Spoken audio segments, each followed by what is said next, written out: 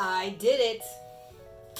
I bought a pound, I think, of white Sculpey. And I'm gonna make some cool stuff with it. I'm so excited. I've never done this before. This is gonna be a messy train wreck. That's okay. If you watched my previous video, you saw that I did a little sketch of a terrarium that I want to build out of Sculpey because that's what's been getting me going and motivated to just do creative things on like TikTok and YouTube and Instagram. People like Creative Raichi or Narwhal Carousel Company have been, they're just too cute, and I had to, and I didn't want to do digital art, so we're gonna try 3D art, which I've never been good at. Let's see what happens. Before I start working on this bad boy to fit inside of a glass little floating terrarium that I kind of want to put in my kitchen, this is the goal. This is our end goal. It's ambitious, but it'll be fun. I'm excited. But first, I want to figure out if I can actually use clay to an intelligent degree, and I'm going to watch a Creative Raichi video, like a beginner's how-to of some basic tips and tricks and skills you can have and ways to manipulate the clay. So I'm gonna do that, and if that works out, then we will move on to the bad boy. Okay, so to start, we're doing a donut. I made that into an oval. Man, this lighting is horrible, sorry. And I'm fudged up this nail, so oh well. Okay, so first we're doing a donut, and the base donut is a tan color. And I've seen people, oh, this has really worked, make their colors. So I'm going to do that real quick. Let's see how much brown it takes to make it look tan-ish and yellow. I see people like that, pretty much. That is an intense tan, or brown, reddish brown. I then proceed to totally destroy my clay trying to figure out how to color it, and it's just a major struggle bus, and ultimately doesn't even work out. So that made me rather sad. I do this a couple of times because I have faith that it's gonna work. Do you see that? It like separates because the chalk just is too dry and doesn't mix well with the tackiness of the clay. I don't even know.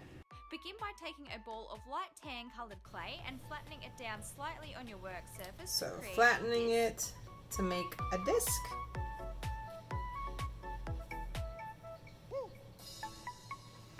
To add some texture, I'm using a toothbrush, but a small ball of... And then she wants to add texture to it using a brush. She uses her toothbrush. Well, not her toothbrush, but a toothbrush. I think this will work for me. Yeah. Oh my gosh, this looks so bad. But we're gonna go with it because it is my first try, and I've got like 4 other things to do and try. Ah. Make a hole in the center of the donut using a needle tool or equivalent. Haha, needle tool to make a hole. You can also go back in with one of your other tools to make it bigger. And you can go back. And then we work on the icing after we've made an appropriate hole. Let's roll this up to make it usable. And I have a perfect, just blank purple, so let's just use that real quick. Here again, you see me struggle immensely to color clay. Poorly. If you have a flower-shaped cookie cutter, you can use it to make the shape of the icing. Otherwise, you can gently pull on the edges of the clay and place it on the donut. Okay, we're gonna throw this on here. It's super thick. Juicy icing.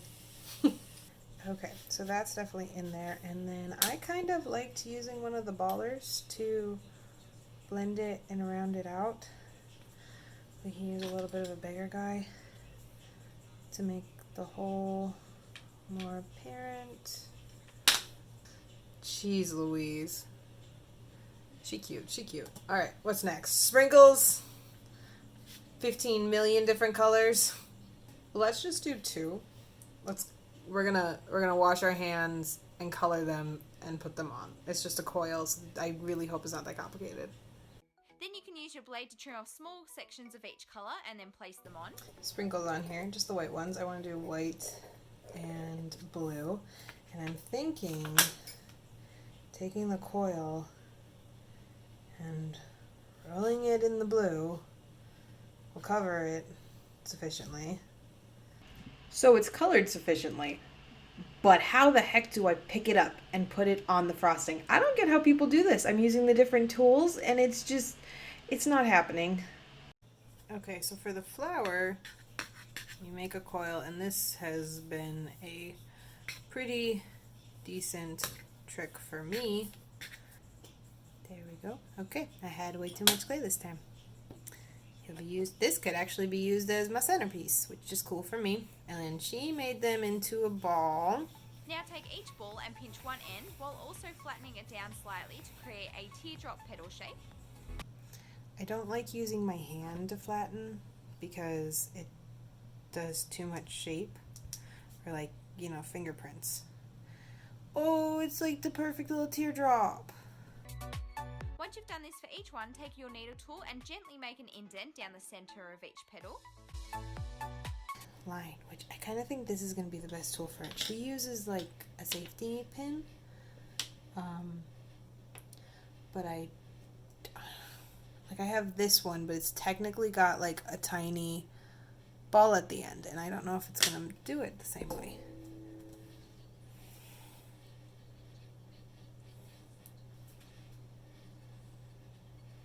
Yeah, so you can see that. Thumbtacks count. And it's thicker, like hers is. Now place all the petals together on your work surface to create the shape of the flower. He kind of looks like a seashell. I like him. Okay, and use a little baller to smush them together. Blend them.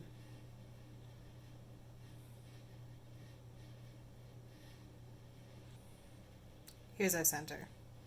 Add some texture using your ball tool or a bobby pin.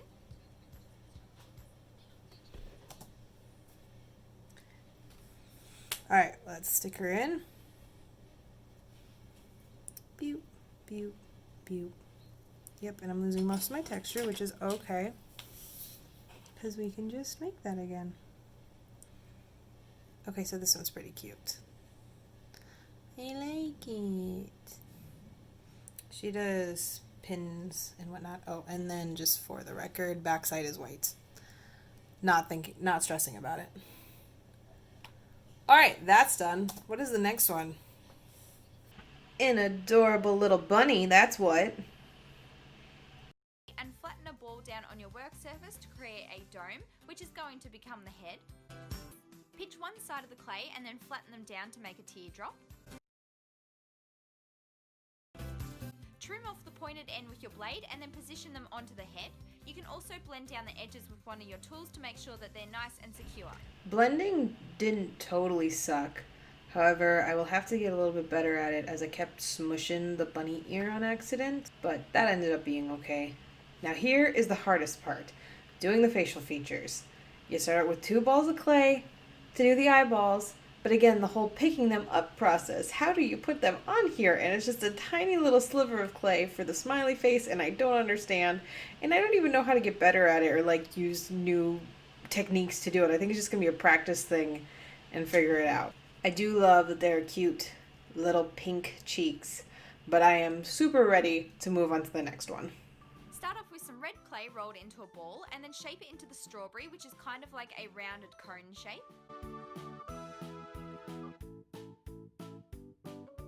Take each one and shape it into a leaf by pinching each end and then rounding the sides.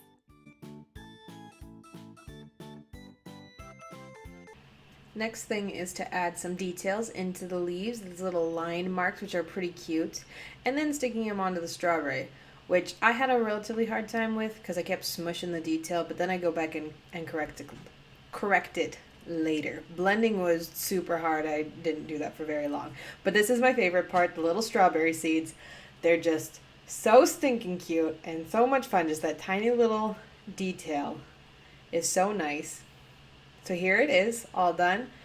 And then here are the rest of my pieces right before I go and bake them. So they have been given a chance to bake, and to my surprise, they stayed intact. I was really nervous about the strawberry leaves popping off, but that was doing okay. And even the smiley face is still on the bunny. I mean, I know he still looks super creepy. The cheeks did fall off, but that was after I like poked and touched him. But these guys are relatively solid, which I am extremely happy about. Sprinkles did come off, but I kind of knew that was going to happen with the whole chalk layer on it being like removing any of that stickiness or tackiness on the actual clay. Is that rubbing off at all? Okay, so here's clean. No, I think we're doing pretty good. I mean, I'm sure there's oils. You can kind of get a shine from there. Not really. Whatever. But let's paint these, because these are icky, and I want to know what it's like to paint these. And since it requires no mixing whatsoever, we're going to start with white.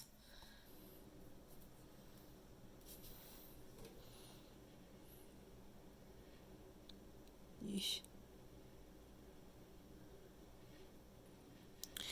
Definitely not as great as like just fresh white, which I mean is okay. Okay, so I like how the red paint sits on the strawberry. Gives a little bit of a nice glaze, which is kind of a cool effect. Who knows how it'll dry, but I kind of dig it. I would definitely have to do like a million coats of this if I just had white underneath, so I can definitely appreciate the chalk pastel layer underneath. Let's see what happens if I use a little cleaner.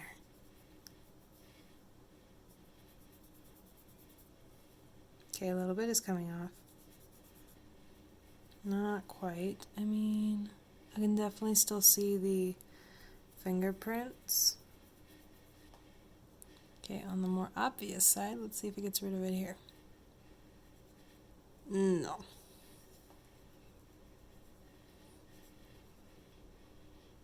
Okay, so hand painting it doesn't totally suck.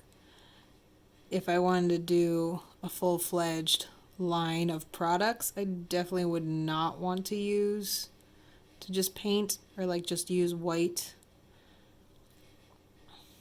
and paint over it, because that would take so much time.